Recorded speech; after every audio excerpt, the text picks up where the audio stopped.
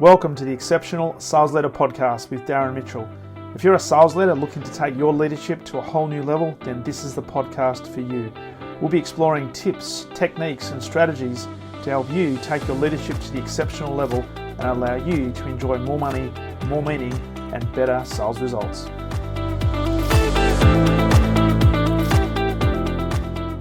Welcome back to the Exceptional Sales Leader Podcast, and it's a great pleasure to have Tamara McMillen all the way from, I think it's London, right? You're in London? Yes, Beautiful. Welcome to the program. Welcome to the show, Tamara. I am absolutely delighted to be here and talk to a fellow non-Brit, right? I mean, neither of us have the accent, but here I am. And you started with a beautiful British accent. And we're actually talking at a reasonable hour, because when we were conversing last night, you're thinking, oh, this was going to be 1 a.m. in the morning for you. So we couldn't have that. So I do appreciate you having some flexibility and changing. So I love the fact you've jumped on in the daytime, which is great. Absolutely. It's delightful to be here.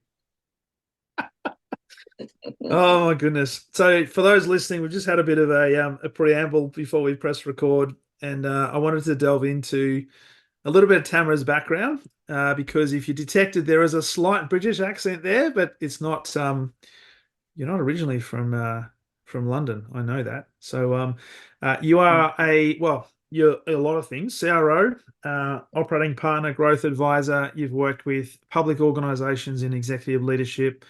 You've got a strong background in sales and sales leadership across a lot of different organisations, and have worked with also private enterprises, right through from down from scale up, right down to startup. So there's lots and lots of topics we'd love to delve into. But before we jump into some specific questions, which I'll be thinking about as you start to talk, love to know a little bit of background from you. So what's been your career up until now? And specifically what I'm really intrigued about is what has led you to do what you do today in terms of the number of boards and advisory roles that you have across different industries?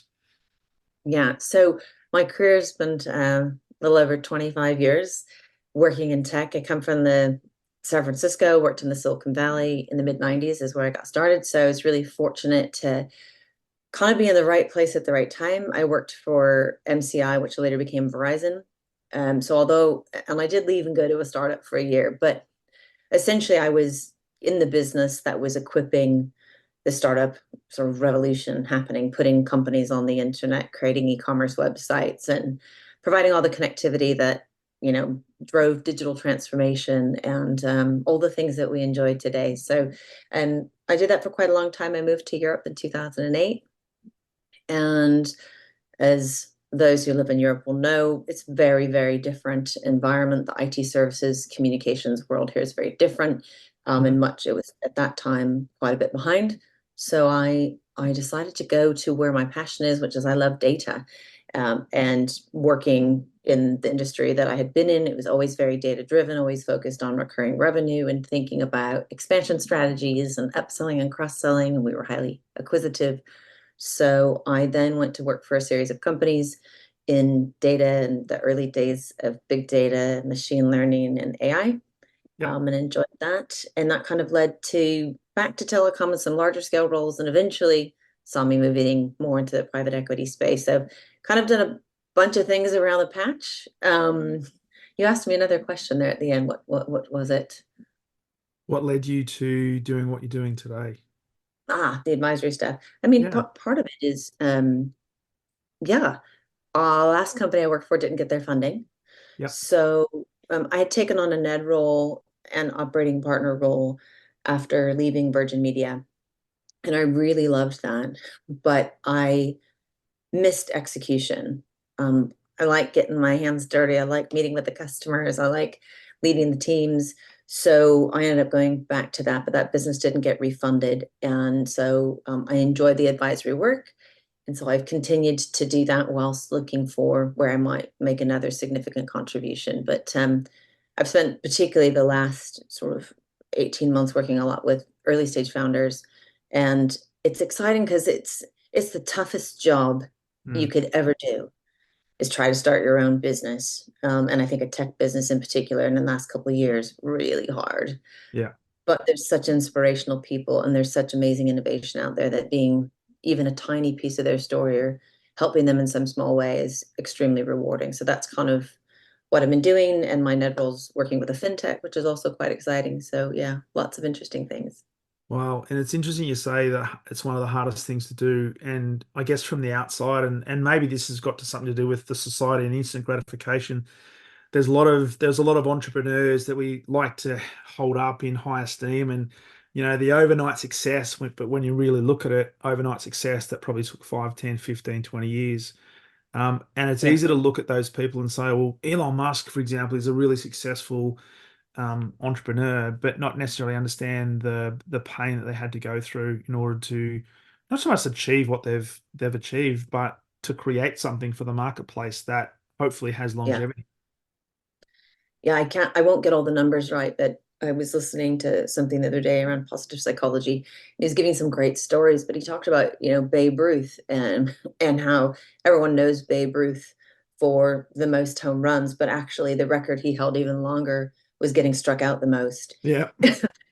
Or Disney, how many banks he had to go to, Oh, hundreds and hundreds of banks yeah. before he ever got money, or how many times, so many success stories, how many shots Michael Jordan missed. Yeah. I think it's easy to focus on the positives, but yeah, it is tough. It's not for the faint of heart. And I think it's a lot more grueling than people realize. 99, like 0.9% of startups will fail. Yeah. It's a staggering number. So you've Yeah. got to have courage and conviction, and back yourself to get it done. And staying power, and dare I say it, good people around you that can provide you that support, but also when that support comes, maybe some feedback that says, hey, maybe you're not on to a winner that you thought. Because I'll be interested in your take on this, because I've done a bit of work with some founders over in Australia, and they're very passionate about what they've created, and they almost become Mhm. the salesperson of their creation. And I think sometimes they're so close to it that they don't necessarily have, I don't know, what's the term, impartiality, for example, that they get caught up in I guess, the passion of and the allure of what they're going to create. They don't necessarily see the reality of it. Yeah, it's funny. This panel I was on the other night, talking to founders about getting their first sales. There's this one of the questions is around, well, how long should you be doing founder-led sales? How long should the founder do it? Not all founders are great salespeople. Yeah. And I think the answer is kind of twofold, that financially, the statistics bear out that those companies that have founder-led sales a bit longer actually survive better. And Okay. the reason is they are the most passionate person. They understand the mission, and they also have the most almost at risk. So like they're really willing to go all out. And it's very difficult, particularly in the very early days, to find someone else that's going to get it as much. And part of that might be you've not explained your value proposition well enough or in a succinct enough way that someone else can grab a hold of it and run with it. Yeah. So I think it is important, but they do suffer a bit from the forest for the trees. They're very attached to what they've built. And that's why there usually does come a time when you need others to sort of take that charge on, and also to have good advisors who can help you if you're not seeing that this isn't a winner, or in order to make it a winner, you might have to do something a little different than what you envisioned. Yeah. I think that's where advisors really come in and help. And so, in your experience working with founders and right through to larger organizations, obviously there's different stages in I guess, the evolution of an organization. Yeah. Are there any similarities though that you found working across, I guess, the gamut of organizations, that you've got entrepreneurs that are in the founder stage that, as you've just talked about, they'll probably be the salesperson for an extended period of time, to then in an organization that's starting to scale? Are there similarities within those organizations that you've been able to sort of piece together based on your experience? And if there are, what Yeah. what are the similarities? Yeah, it's a really good question. And I think that there are similarities. I think one similarity is, we've all seen super rep leaders, right? So like you can imagine if a founder stayed only in the kind of trying to drive the sales as opposed to building business, that's Yeah. problematic. And we see this in sales leadership. You Yes. know, the most successful rep gets promoted to being the sales manager, the sales leader.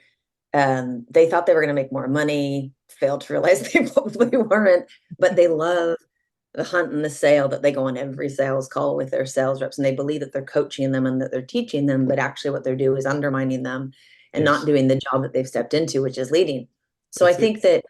I think that you can see this in every business. I think that it's like a discipline that you have to guard against. So how do people grow into the roles that are needed, you know, to play the position that's needed at the time? Yeah. The other thing that all businesses can suffer from, it's chronic, of course. In earlier stage companies, you have to wear a lot of hats. We Mm. thrive on being agile. It helps us to be innovative. We can course correct while we're driving on the road. You've heard all these, haven't you? Um, and then you get to the big organization and they want to do that, but God, they get in their own way. But they can suffer from the same things. I mean, when I was at Virgin Media, I was in Virgin Media Business. I had about 600 people in the sales and operational teams that I ran. And, one of the first things I had to do was go through this exercise of what's your job? Yeah. How is it described? How do you spend your time? Let's figure out how to play in position, not to become a silo, not to Mm. refuse to go outside of something very prescriptive. But, it's like you can't always be the 6-year-old lads on the football pitch. You always know where the ball is. It's where Yeah. all the boys are, right? Or all the kids are.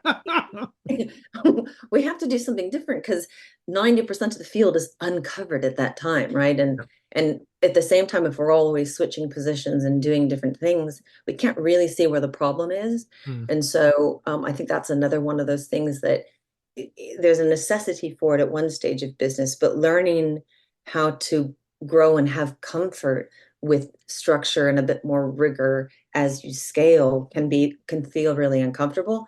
But large PLCs suffer from that problem for a different reason. Yeah. And I was going to ask you as you're talking about that, at the role that an advisor plays in that sort of evolution, albeit you're kind of become part of the organization, but still disassociated to provide that level of, I guess, advice or guidance. Are there sort of signposts for these organizations as part of their evolution, which says, you know what, we need to make a change, whether it be a structural change or have a sales leader, for example, almost told you need to now take a step back because if you keep doing what you're doing, you're going to completely disintermediate your sales team and start to dilute the Yeah. messaging and the value?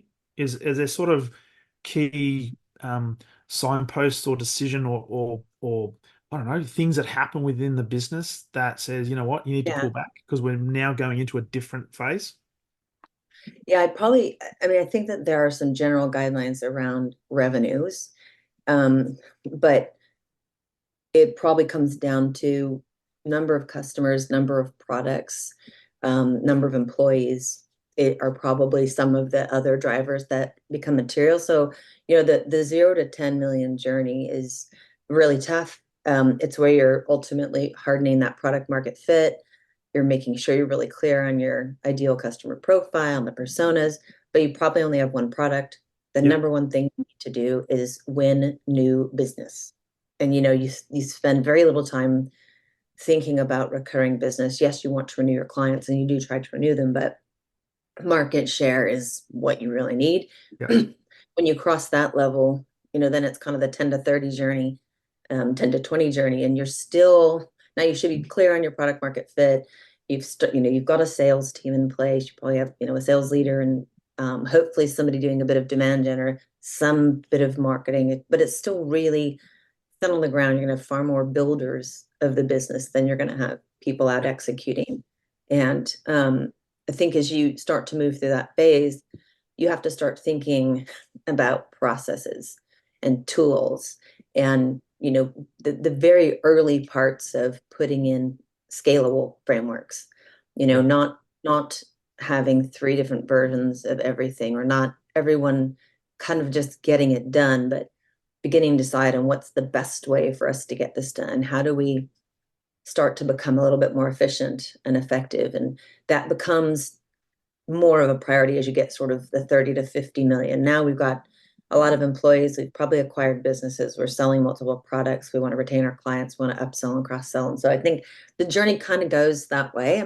Yeah. That yes, I'm not sure if I got all into the meat of what you were looking for, but No, that's cool because I was thinking that in the early stage of a business, it's probably all hands on deck in terms of like the founder and maybe a couple of people just get new logos, just whatever it takes. Let's just build market yeah, penetration, get ourselves out there. But at some stage, success requires some form of system or some form of yeah, structure and a system to then be able to provide consistency because what customers are going to be expecting is a consistent service, which then leads to hopefully better profiles, yeah. hopefully better profitability down the track. So I'm kind of thinking, well, as teams evolve and as businesses evolve and new roles come in, roles of founders obviously change and sales leaders change as well. Because I've seen a lot of sales leaders in bigger organizations that they've come from a smaller organization and they get caught up in the bigness and the overwhelm of all the process and thinking, my God, why can't we make quick decisions? Why do I have to go Yeah. through 5 or 6 different levels just to get sign off for a pricing proposal when we should just be able to do it? And it must be this challenge to try and strike a balance.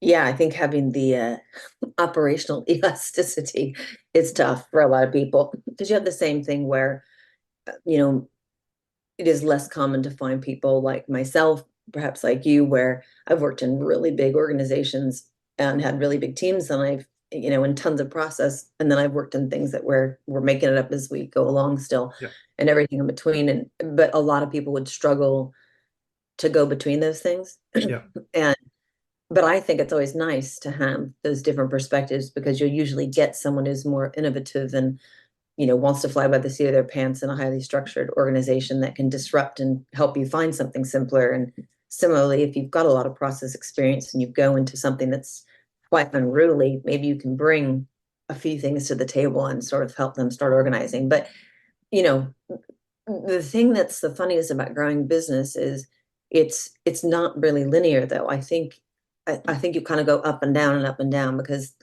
you can get into very large companies and find they do have a lot of processes and check marks, but actually a lot of things are really manual, yeah, or you can find very small companies that have really focused on underpinning what they do with data and a little bit of a tech stack, and they've got good rigor. And so they're flying through getting things done. It really just depends. But the problems, they rear their heads at all stages and yeah. sizes. And sometimes when you least expect it. Exactly. I know you're like, Yeah. oh, I definitely didn't think that would be a problem here. Yes. Geez, I thought you had your things sorted out. Yeah, I nearly the said ducks not in a I nearly row. said SH1T then. I nearly thought you had your shit together. Yeah, exactly. But there you go. Hey, one of the things I wanted to ask you, we were talking just before we pressed record, and I know there was a video you put on your LinkedIn profile where you were being interviewed, talking about customer success, Mm, and the approach there. I'm really interested in your take on this in terms of the experience you've had across all these different sectors in relation to this topic of customer success.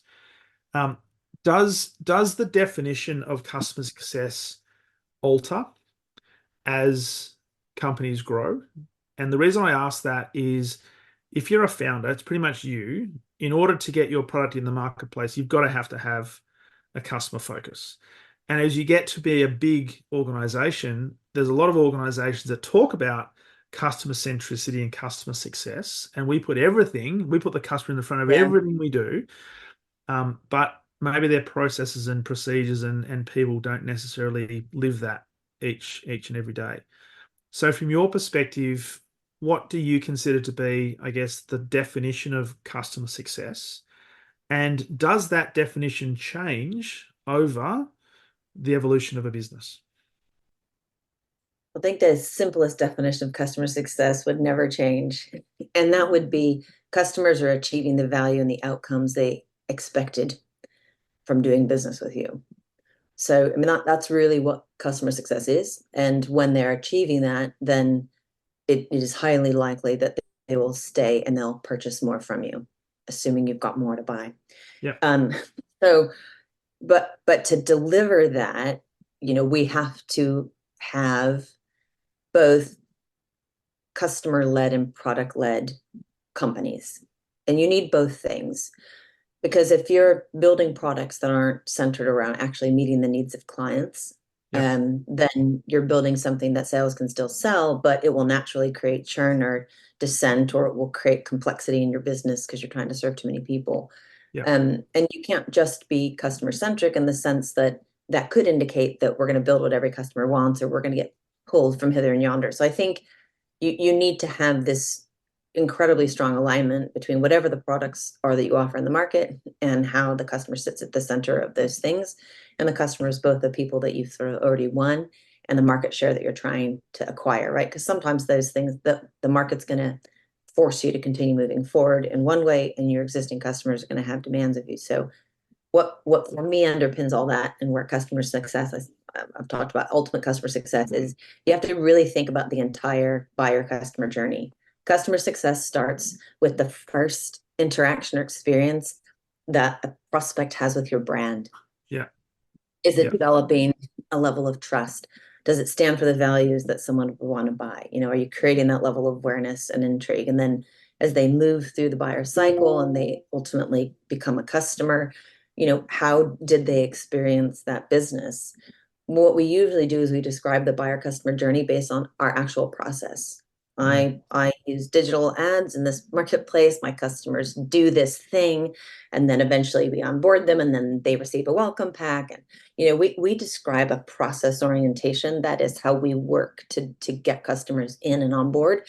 Yeah. That's not necessarily how the customer experiences it. And also how we think about the interactions with those customers. Are all the interactions along this journey reactive? Yeah. Are we engaging customers when they have a problem and then we talk to them, or are we nurturing them in a variety of ways? So probably a little bit longer of an answer. I don't think that it changes. It probably can expand a little, Mm. as your products expand and your ICPs expand, then the outcomes that they get should grow. But being customer centric is being passionate about them getting the value extraction that they signed up for. Yeah. And when we think about selling, I think enough people aren't equipped to sell in that way. So we It's sell features and functions and benefits, and we sell ROI, and all those things are important, but it's the outcome. People don't buy what we sell. They don't care. They don't care about your thing. They don't care. They don't care. I don't mean to tell you your baby's ugly, but it's like they don't care. They only care what it does for them. And I know that's really hard, but like you've got to attach to that if you want to be successful in sales. Man, I'm so glad you said that, because I was about to say, hey, people need to realize, and unfortunately, there's a lot of sales people and certainly sales leaders who believe, and you've got to have belief in your product and your offerings, and that, let's just put that to the side, right? So you need to be able to have belief in what you can do, but you've also got to understand that your customer's not waking up each day thinking, oh, I'm just going to go and buy that. Who can I buy that product from? They're not thinking about that. So why do we keep telling them? And why do we keep leading with, let me tell you about my fantastic widget, right? You see this on LinkedIn. I'm sure you get them as well. The LinkedIn requests that come in, and in the connection request, there's a pitch about love to get on a call and show you our strategy that can help you generate X amount of leads in the next 30 days. Really? Bugger off, right? Your customer doesn't care about your product. What they care about is they've got a problem they need to solve. They probably have a problem they want to solve. Is there a solution provider out there that might be able to help me solve my problem? Yeah.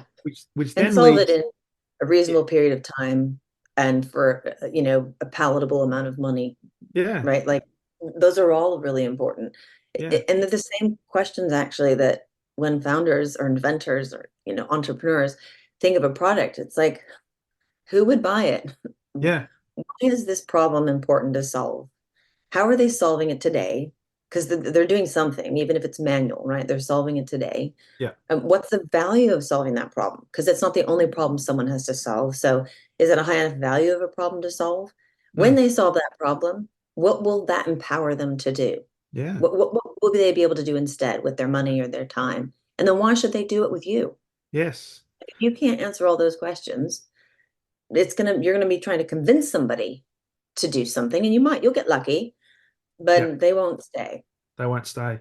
And that's where customer centricity really takes on a whole new meaning because instead of me trying to look for an opportunity where I can retrofit my product into what I think is a need or a problem, I'm actually considering, well, before I even start to talk about anything I might have to offer, I need to understand deeply what is the problem that you are experiencing. Is it something that you want to solve? Is it something that you need to solve? But as you rightly said, if you do solve it, what's that going to do? But the other question I'm trying to get salespeople to ask this is if you don't solve this problem, what are the Yeah. consequences going to be? What's going to happen if you don't solve this? Can you continue to operate the way you are? Therefore, there's no burning platform. So I'm not going to try to convince you, but if there's no burning platform, then hey, when you're ready, Yeah. come and talk to me.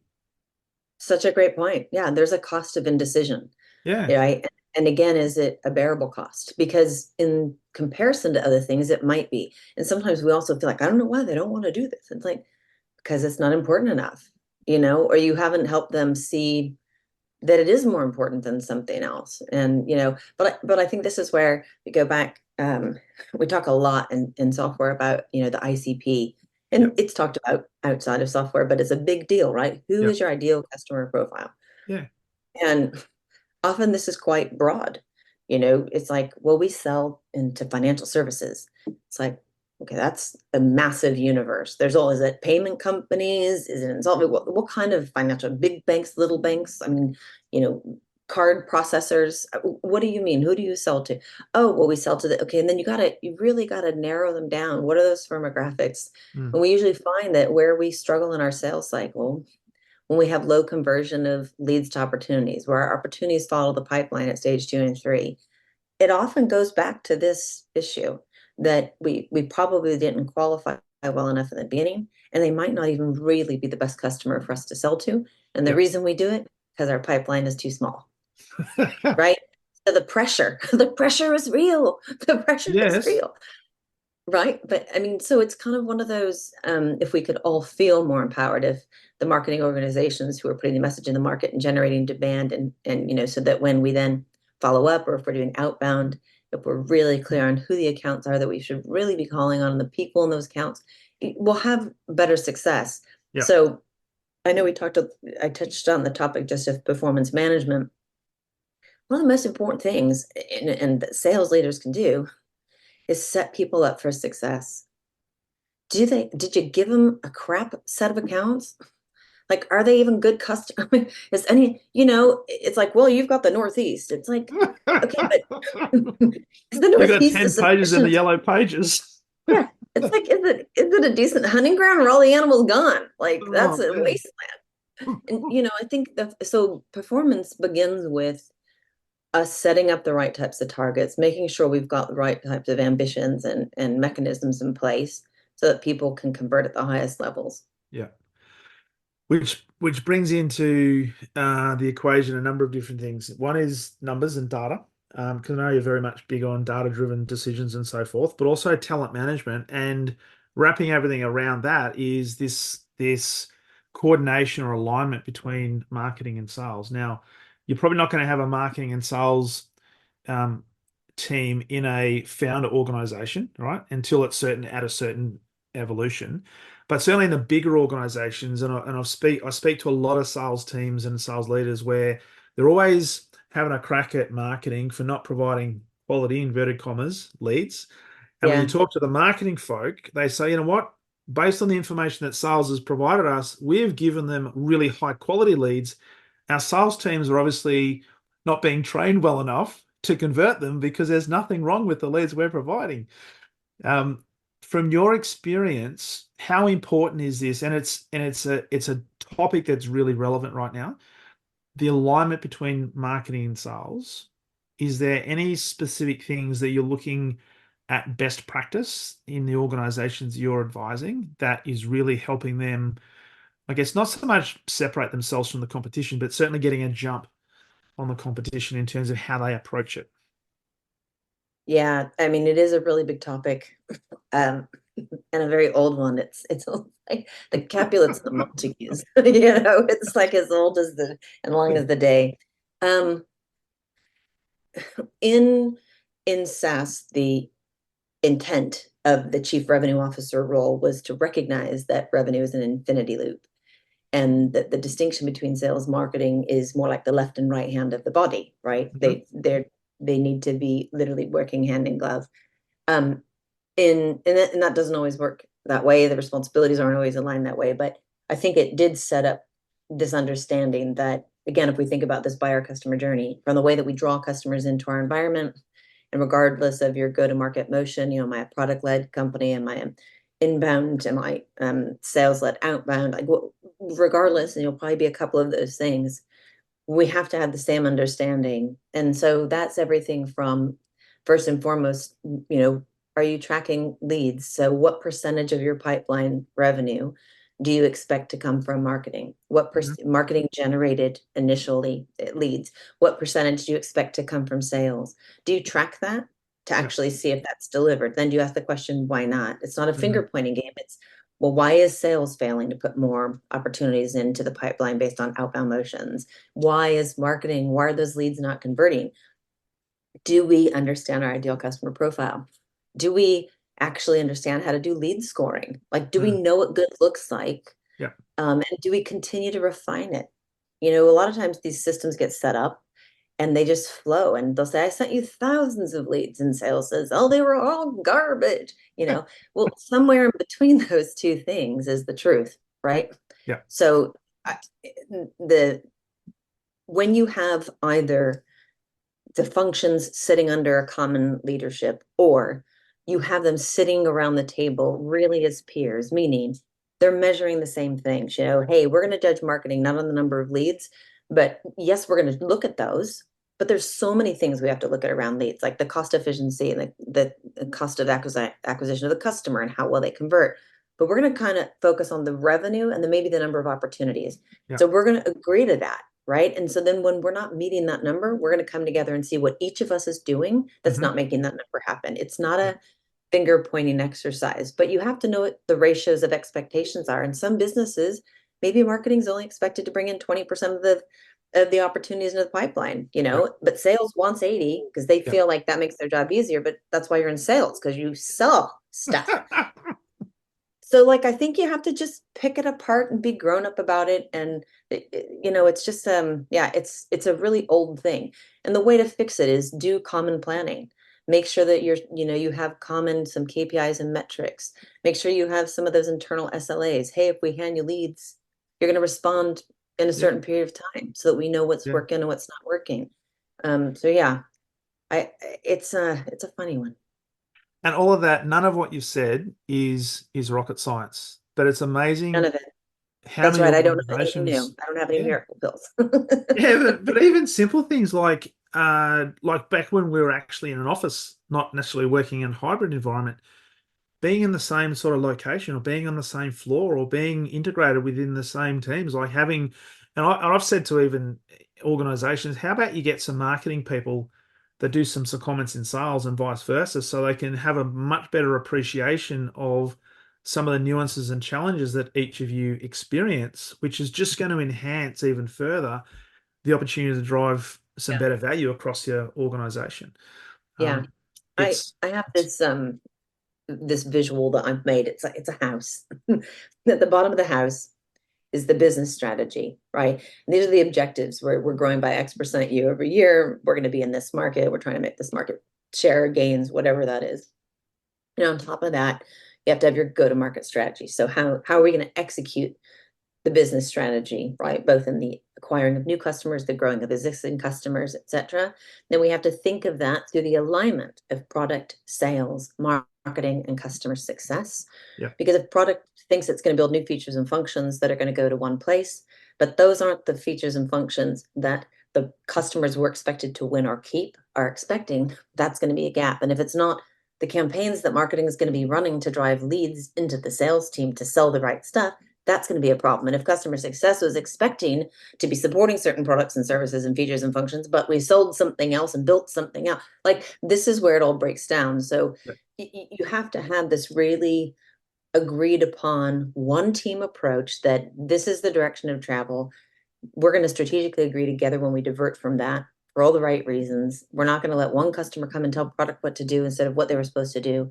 We're not going to let marketing go and decide on 8 events that none of us want to go to because that's a waste of time and we'd rather do something else. It's just this very simple, let's get together and have a grown-up conversation. Yeah. Which is very much common sense. It's a very much common sense approach, Tamara.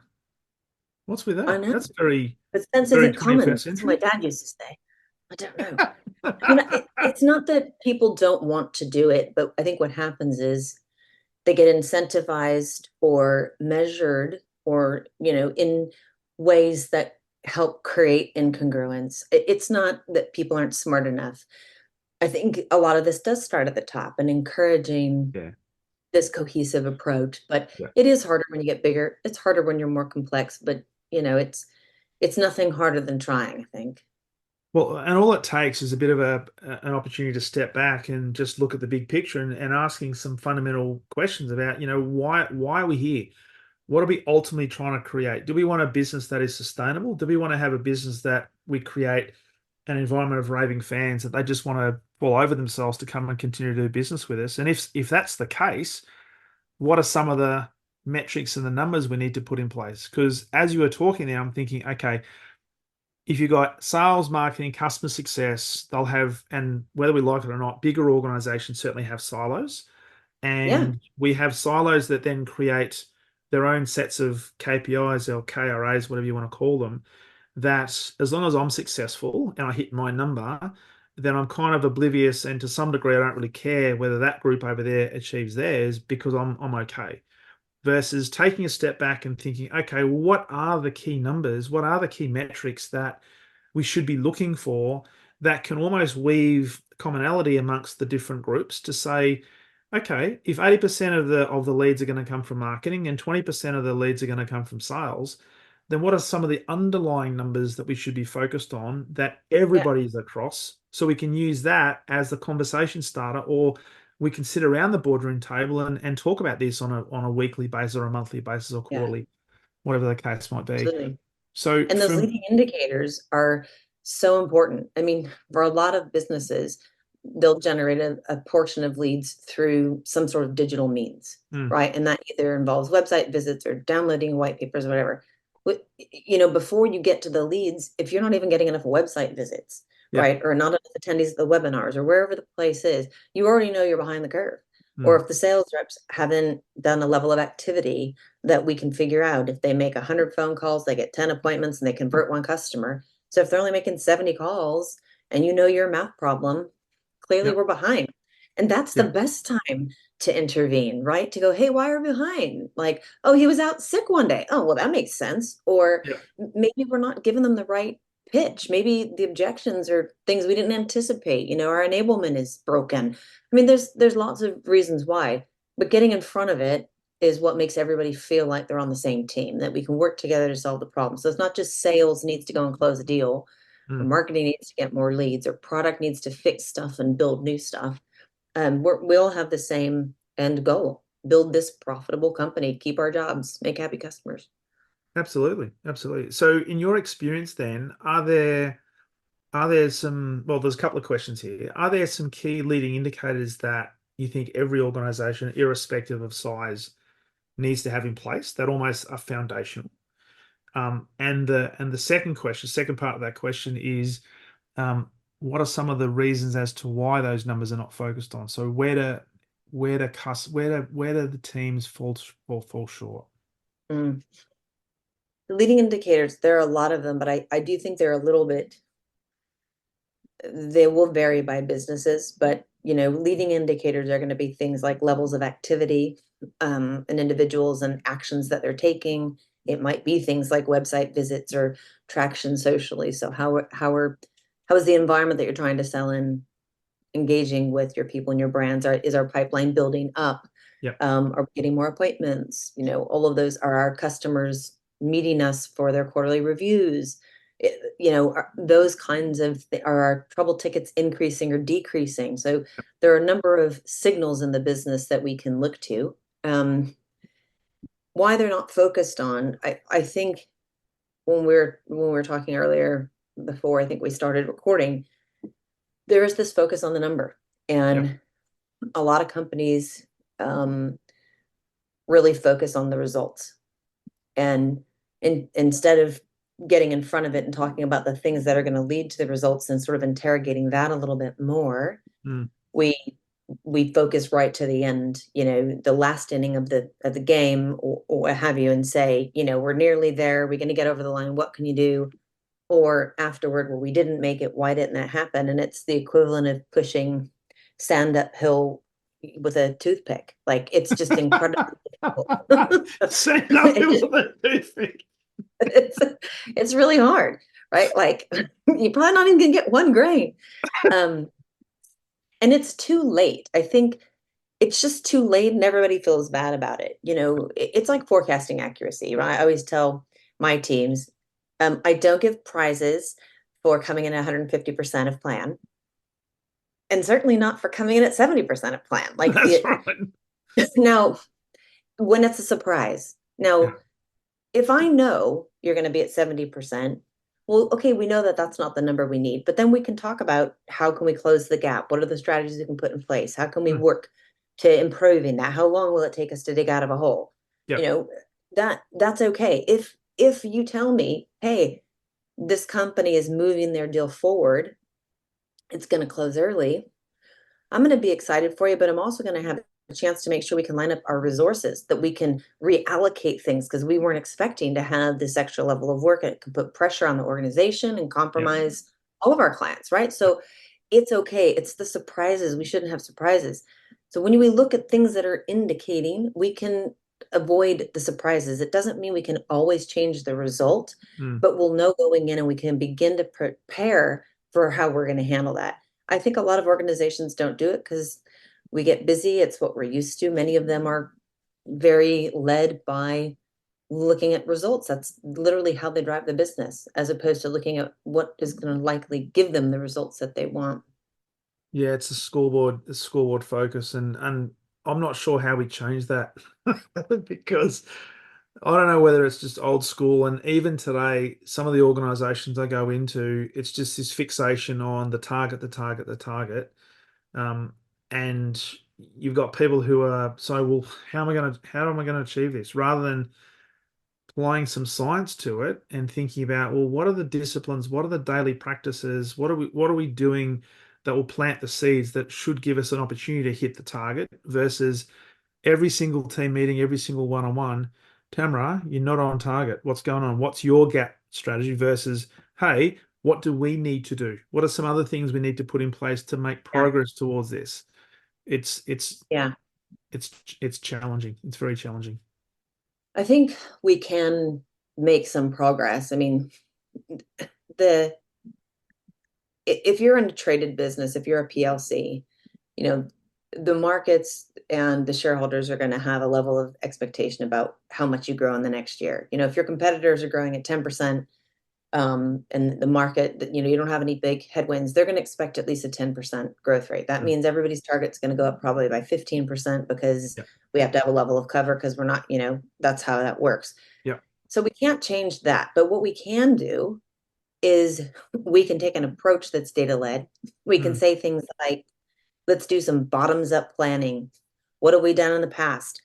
How have which segments, which markets, which products, which Yeah. teams? Let's really get insightful, so that as we distribute those numbers, we put them where the business is going to be most successful, because those individuals and teams are going to be most successful. Yeah. The top down is harder for us to control, but we do have Totally. some flexibility about where you put it. And then Yeah. it's thinking about how we come up on the bottom end. And the other thing is, how do you partition that between existing clients and brand new greenfield clients? Are Mm. you looking at, well, how big is the pipeline really? What is our sales cycle? Yeah. Can we really, if it's the fourth quarter, so January 1st is, around the corner, and we know we have a 6 to 9 month sales cycle, and we've got a 2.5x cover. Do Mm. you think that we're going to be able to bring in as much from new customers as we expected? No. So can you go negotiate and say, hey, if I bring in the number, but the mix is a little different, are you going to be happy with me? By the way, it's more profitable. Yeah. But like, there are ways, but we have to really understand how the machine works. And I think as you begin to have those conversations, what people ultimately, it's like the product thing. Surprisingly, a lot of times they won't care necessarily. They will care to some degree how you got the number. But, if you can, they may not change the number for you, but you might be able to change how it's structured. You might be able to influence the ways in which it's executed that might Yeah. make everyone feel more successful. Yeah. So there's 2 points there. One is communication, and the other one is education. So really doing the analysis, figuring out what are the levers that we need to pull, buttons we need to push. But in order to understand that, you need to do the analysis first and foremost, and be able to have those conversations, and not have any fear of I'm not going to go to my sales leader, to my director of sales, my chief revenue officer, and say, this is a ridiculous target. There's no way in hell we're going to be able to achieve that. But if you go to them with research that is backed up with evidence, at least you can have a Yeah, conversation that might be able to give them some information. The target may not change, but you're starting to build a level of credibility in the right. eyes of the CRO when you're doing that. Which brings me to the Yeah. there you go. I was just gonna say, I think some of it's also laziness. It's it's kind of like, I don't mean to be rude, right? But it is harder. What we're talking about is harder to do. And obviously, if you're a very early stage of business, you won't have the data. There's a lot more guesswork involved. But Yeah, yeah, outside of that, it takes a level of effort. yeah, And it's easier to say everybody's quota goes up by 15% yeah, regardless than it is, and people go, oh, but it's not fair. It's like, well, if you put the highest expectation where you're also leveraging the highest opportunity, then it is fair and reasonable. yeah. Anyway, so I was just going to say that I think sometimes it's because it's hard and people don't want to do the work. Yeah, and a lot of it just gets defaulted back to, well, the number's the number, just go and get it. And I've seen this happen time and time again. Don't care what you do, it's whatever it takes. Get the number, right? Yeah. And often that comes from a sales leader or an executive that doesn't want to get involved and doesn't want to have that conversation. Which leads me to the final thing I wanted to chat to you about, and that is the importance of, I guess, talent management and it not only attracting the right type of people for the organization and maybe for the stage of the development of the organization, but how do those people evolve? So rather than positions, what are some key things that executives, people that are expanding their businesses need to be, I guess, conscious of or looking for in relation to talent, particularly when it comes to sales leadership, expansion and so forth. Are there certain characteristics and certain qualities that you've identified through your work that not so much makes it easier, but certainly assists with the growth of the organization through those cycles you were talking about before in terms of revenue levels? Yeah. Um, I think you need to find people who have the characteristics and qualities that demonstrate that they're pretty resilient, they're good self-starters, they're tenacious. A lot of times they've had to overcome challenges, probably personally in their life. I'm not saying you can directly ask that, but you can kind of ascertain. I mean, sales is not for the faint of heart, and it takes, grinding it out. um, so you need people who can handle that. I mean, it is a job with stress, but it's also a job for certain people, for certain Mm. types of individuals. I think they also need to love learning. Yeah, I think it's a job where you need to continuously be trying to learn about your customers, about your competitors, about your products, and about how you can approach them. And I think a good empathy, like some good emotional intelligence, because you're going to sell to all different kinds of people. yeah, And long gone are the days of you can come in and, be the one who sells in one way, and that's just, you know, how you get it done. It's not going to work. Customers are too smart, they're well informed, and they can buy from somebody other than you. And so I think, people that have got a pretty good EQ tends to be quite important. But I'm a really big fan of transferable skills. There are always going to be times when you need to hire people that come exactly from your industry. If you're yeah, selling into the really large banks and you're needing to hire a sales rep, you probably are looking for a bit of the Rolodex and somebody more important. I don't think Rolodexes actually tend to have as much value because even if you sold to banks, it might not be the same people. But yeah, knowing how those types of customers who are very complex, how they buy, yeah, that's really helpful. But I think in many situations, people can learn products. They can learn how to sell services. What you can't teach is that part about how do they know how to learn, how to sell, how to understand customers, how to use tools. And, Yeah. we ask them to do a lot of things. Yeah. If you got to teach them all that stuff, forget about it.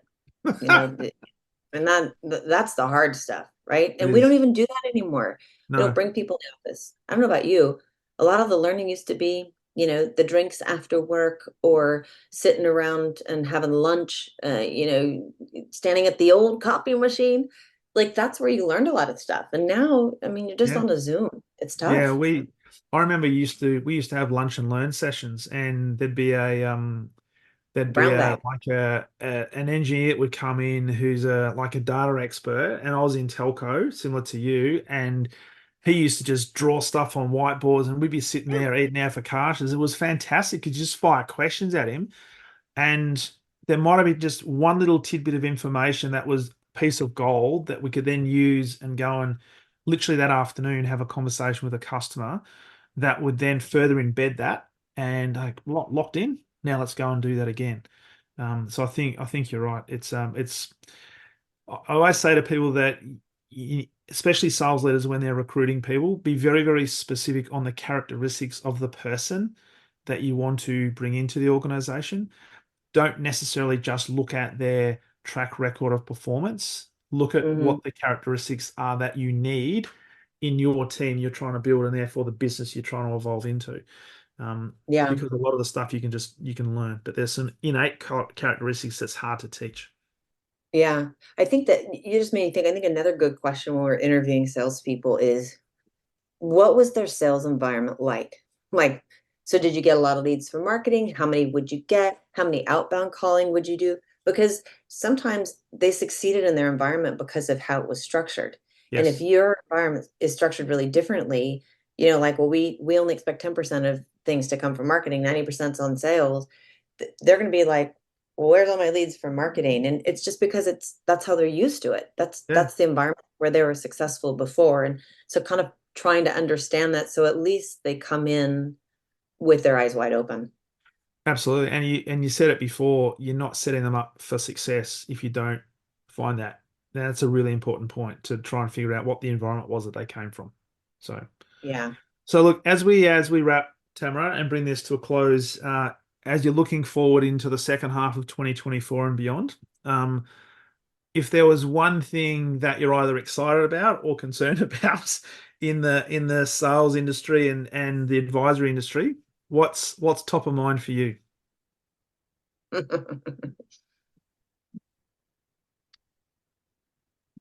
Hmm. I think we're at a really interesting pivot point. The last 20 years, we have had a, a lot of change and in lots of positive ways, but in sales and marketing. Um, I think it's been driven a lot by tech, and Mhm. it's created so many people who are exceptional at certain things. But it is also been in some ways with a level of myopicness, and those things don't work anymore. But the challenge is a lot of those people came into the environment of sales and marketing only in that time. Yeah, So they don't know how to do the old stuff or yeah, the other ways. And some of the businesses that they may not even be thinking of those ideas because they're just not ways that they've done it. And the example I'll give is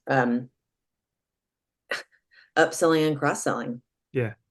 Like the number of companies that have said, well, we're shifting now, we're going to focus on this. And I thought, how did you ever not focus on that? Like how did we not think more about the highly profitable additional sales from existing clients and keeping them, and versus just continuing to win new business, or Yeah. thinking that we'd win at a rate that although it was falling out of the tub it was enough.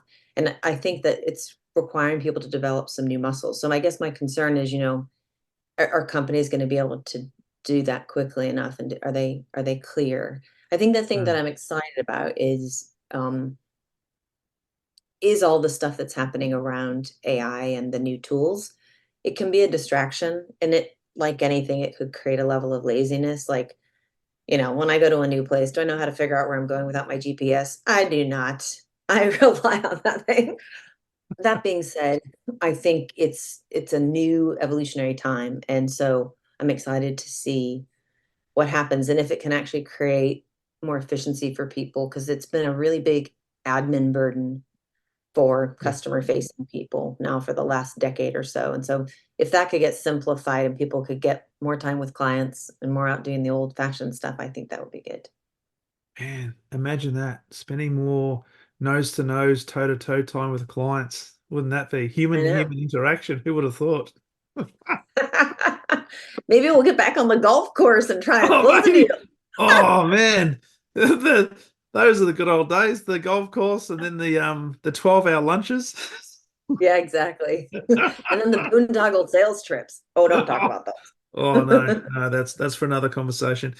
Hey, Tamara, thank you so much for being on the podcast. I really enjoyed this conversation, and I'm sure the people who are listening to this have actually taken away a lot of great gold nuggets from what you've shared today. People who want to connect with you and learn a little bit more about what you do, where's the best place for them to connect with you?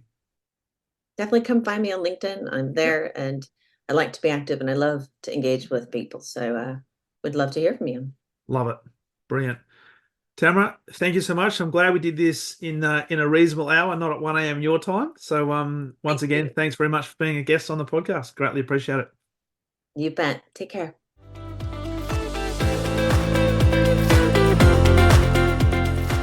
Thank you for listening to the Exceptional Sales Leader podcast. I trust the information in this episode has been helpful in your journey towards becoming exceptional. And remember, please take the time to rate the show, subscribe to the show so other people can find it. But also, if I can help you, jump on my calendar, go to leadwithdarren.com and let's have a conversation about how I can help you along your journey to being exceptional.